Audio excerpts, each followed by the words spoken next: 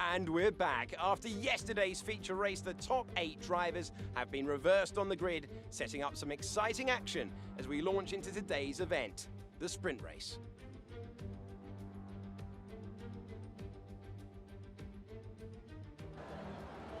Alongside me today, I'm delighted to welcome back to the commentary box the 2012 GP2 champion, Davide Valsecchi. There looks to be a challenging race ahead of the drivers today, Davide. With that in mind, what are you looking out for today? Well, Alex, I want to see how the drivers at the back of the grid are going to roll down. They'll need to make an impact in the early stages, and they're probably hoping for a bit of luck at the start. We may see some bold maneuvers out there today. Hello everyone and welcome back guys to the sprint race here from the Azerbaijan GP weekend. If you missed out on yesterday's feature race, what on earth are you doing? Go back and check that video out. It was absolute carnage here from Baku, as so often this track has seemed to provide in Formula 1 and Formula 2 there. But we start this one, P4 on the grid, 11 laps ahead of us here, make up this race. Hopefully we can try and get ourselves onto the podium and try to continue outscoring Artem Markelov in the World Championship as well there. But let's just dive right on into it then. What's this? Race 10 of the season here already. 5 red lights, and it is lights out, and away we go. Oh, a lot of wheel spin. We tried to short shift to avoid it, but it hasn't worked for us as we head down in towards turn 1. Who on earth is that on the inside? They're just trying to dive bomb us, and how on earth have we not got any front wing damage in the process? As again, we're going to be 3 wide. What are we going to do? Daruvula and Mazepin. There's nothing I can do in that situation to try and survive that. But we have just about made it clean out of the other side. No damage as well. Rather surprisingly, is all Markelov a little bit early on the brakes there. We'll have a look to the outside of our big championship rival. Like I said, we need to outscore him again this weekend. No, Markelov tries to hang it around the outside, but he's not quite able to do so. And we've had an absolute nightmare of a start there, being swallowed up by drivers that start behind us, but were very quick in yesterday's feature race. But yeah, we're down to P8 then off the start here. Not brilliant, but we've got a full front wing, and sometimes that's all you can ask for. Coming towards the end of lap 1, Jack Aitken still leads the way at the end of the first lap here. Are we going to see another Campos masterclass on the street circuits here? Obviously, Samaya, out of nowhere, managed to win the race last time out of the Monaco Grand Prix. But Daruvula still just in front of us. Yesterday's race winner as we slam on the anchors at the 150 metre board. I feel like the pace is still quite good around here. But yeah, just the AI love to dive bomb me. End of lap 2 now, starting to close back up to the rear of Daruvula. Is he going to be a bit cautious? Yes, he is. Through the final corner there, we both have to lift out the throttle slightly. We're going to try and do the same sort of move as is being done to Tictum here as we head back down towards turn 1. Jack Aitken, another new fastest lap. Armstrong, though, going even quicker here, so I'm sure Aitken feeling a bit of pressure. Just slightly later on the brakes in towards the first corner. Don't make sure we go into the back of Dan Tictum here as well. And we're now up into 7th place once more. Our journey back through the field has commenced. Next up then, Dan Tictum. Can we try and get a run on the Brit as we head in towards the final chicane? Very out of shape through the first part, but we keep the throttle in. And we get a big slingshot there as Tictum almost puts us in the wall. But we are up into P6 once more of this Grand Prix then, making good progress back up the field. Armstrong goes fastest, but Tictum actually gets the DRS on us. He's going to come back at us as we head back down in towards turn 1. We get very late on the brakes, almost skim the wall, and that's going to put us back down to 8. Every time we make progress, we seem to go backwards again. As, what on earth is that for a warning against Daruvula? Yellow flags out, Daruvula going slowly out of the final corner there, so heartbreak for Jan Daruvula, who had a brilliant day out yesterday, but reliability is going to cost the Carlin driver here in the sprint race. Are we going to see a safety car from that one as well to bunch up the field once more? I'm sure Jack Aitken is praying that we don't see that. Daruvula hasn't actually pulled over just yet. Oh yeah, no, he's definitely going slowly there. I can see one dot off the road, but again, no safety car. We've had so many incidents this weekend that haven't given us a safety car. We're closing in on Dan Tictum in towards turn 1, who tries to swerve across us, but we hold firm. We do make the move work up the inside, And we're now back up into 6th again, as Dan Ticktum really struggling. He's got a Lacey now trying to go for a move. Sorry, Markelov even trying to go for a move. But Markelov can't quite make anything happen. End of lap 7, new fastest lap of the race, as we're really trying to push to hunt down Guan Yu Zhou. He was just sticking in Nikita's DRS over the last couple of laps, but he's finally dropped back behind the high-tech driver there, and we're now trying to see if we can close up to the Chinese man. Perhaps we're going to get some deja vu from the feature race yesterday. Imagine if we end up in 2 drag races.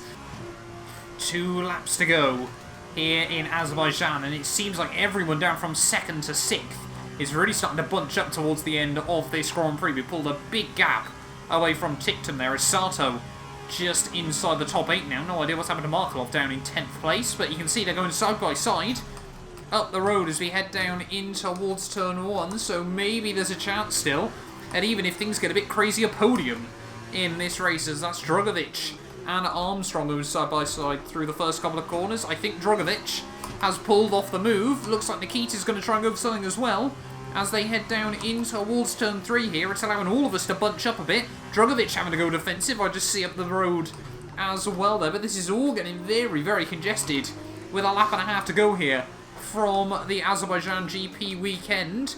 It's all looking good for Aitken though. He was romped away, got a good couple of second margin at the front of the field. Guan Yu Zhou seems to really be struggling towards the end of this race there. I think he might actually have picked up a little bit of front wing damage, so no idea where he's managed to pick that up from over the course of this lap, but this might allow us to get a bit of an opportunity up the inside. No, the Chinese driver very, very defensive down the hill. Can we get the switch back on him? Looks like, again, we're going to get a little bit of deja vu from yesterday's race, but all this is doing is really costing us both a lot of time to the guys up the road there, around the outside of Guan Yu Zhou, in towards the final sector of the penultimate lap here. But you can see straight away from that, Armstrong 2.2 seconds up the road here as we head in towards the final lap. Our only hope now is that Mazepin can try and go for a move on Drugovic. They all start to concertina up and hold each other up here, but Guan Yu Zhou, yeah, I think he must have nicked a wall somewhere and has picked up that damage. He doesn't opt to pit at the end of the lap there, but can we get close enough to do anything to the guys up the road there, or will we just have to settle for 5th place? Really just giving it our all through the final few corners of this race. That's not going to help us out though, nicking the inside wall in towards the final sector, and again, a more iconic duo than Matt and Bottler on the final lap of the Azerbaijan Grand Prix there. Not as bad as Guan Yu Zhou, who's dropped a long way behind us at the end of this one, but we could get a drag race to the line between a couple of the cars in front, as we're just getting all over the road in towards the finish of this race. But it is going to be a first win of the season for Jack Aitken as well. I'm sure he's very, very happy with that one. But through the final chicane we go for the final time here at Baku. Once again, this track has delivered a lot of carnage, a lot of chaos. Is it going to deliver another drag race to the line for the guys in front, though? I don't think it is. Drugovic comes through for P2, Mazepin in 3rd, Armstrong 4th, and for us, it's more solid points, but it is 2 5th places at the end of the weekend. Okay, pick up rubber and bring it home.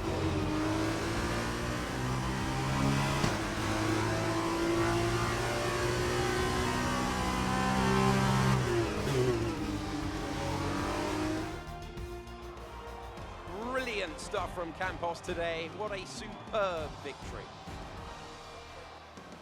And Davide Valsecchi, give me your thoughts. How did they accomplish this result?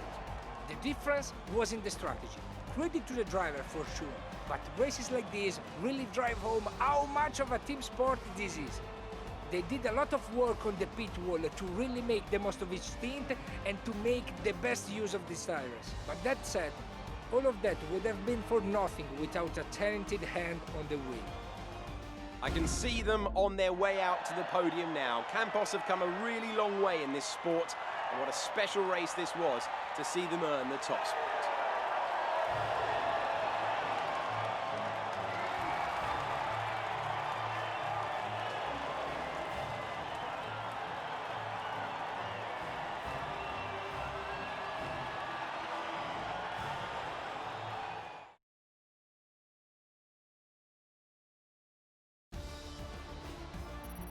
So then, it's time to see how this result affects the Drivers' Championship. The gap at the top of the championship has been cut down after a difficult race for our championship leader. And so, driver of the day then, Davide Valsecchi, who do you think you'd go for? Probably Jade Aitken. You know, strong pace, good work with the strategy, just a very complete drive, I think. On to the teams then. Prema extend their lead at the top of the championship. Meanwhile, good work from Campos this weekend, who pushed themselves further up the order. There will be plenty more twists and turns to come this season. I hope you'll join us at the next race when Formula 2 returns. So there we are then, the end of the Azerbaijan GP weekend there, and it is Jack Aitken who picks up the race victory there when all is said and done. The second sprint race win in a row for Campos, as just pure sprint race merchants from the Spanish boys there. But Drogovic in P2, they're just finishing ahead of Mazepin in third there. Armstrong fourth ahead of myself in fifth. Guan Yu Zhou in sixth ahead of Tictum and Sato running at the top 8 there with the point scorers. In terms then of the overall weekend results, Jay and Aruvula actually still finishes on top despite not scoring any points in the second race of the weekend there. Mazepin in P2 there with two very, very good results there. 2 podiums, in fact, actually 2 third places in the end. Dan Tictum in third on 20 points, myself also on 20 points there. Fastest laps coming in clutch at the end of the day for myself there. Jack Aitken, Drogovic, Zhou, and then you can see Armstrong, Markelov, Giotto, and Sato. So 11 drivers actually scoring points at the end of the weekend there. Another torrid weekend, though, for my teammate, who's now gone 4 races without scoring points there. But championship-wise, though, 4 points. Now the gap at the top of the field between myself and Markelov here. It's just so much about trying to get top 10s, top 8s, week in, week out there. Really, yeah, the feature race does set you up for a good sprint race as well, of course, there. Guan Yu Zhou still in third ahead of Schwartzman there. Jay and Aruvula still in fifth ahead of Matsushita there. And you can see Armstrong and Mazepin moving past Giotto as well there. Tictum still, yeah, just inside the top 10 in the battle of best of British there. You can see Sonoda, Drogovic and Sato further down the order. And then you can see Lundgaard. Jack Aitken gets past Samaya, his teammate, with those big points scored this weekend there. And you can see still just the 3 guys at the bottom still yet to score there. And teams-wise, 50 points now clear of Virtuosi still there. 60 ahead of Racelab, 66 ahead of High-Tech, and then Carlin and MP Motorsport tied 70 points back there. ART in 7th there ahead of Dams, Campos, Trident, and then of course you've got Saru at the rear there with half the points of anyone else. But thank you all so much for watching once again. If you have enjoyed, do make sure you leave a like. Get yourself subscribed as well for more of our F2 career mode. We're trying to hit 14,000 subs at the moment, so if you can help me get one step closer, that would be greatly appreciated as well. But yeah, we'll be back very, very soon for round 6, the halfway stage of the season. We head to Austria. You guys do not want to miss it. A big thank you to our channel members for making these videos possible. You can be featured in these end clips as well as granted access to some other exclusive perks for just £1 a month by clicking the join button below.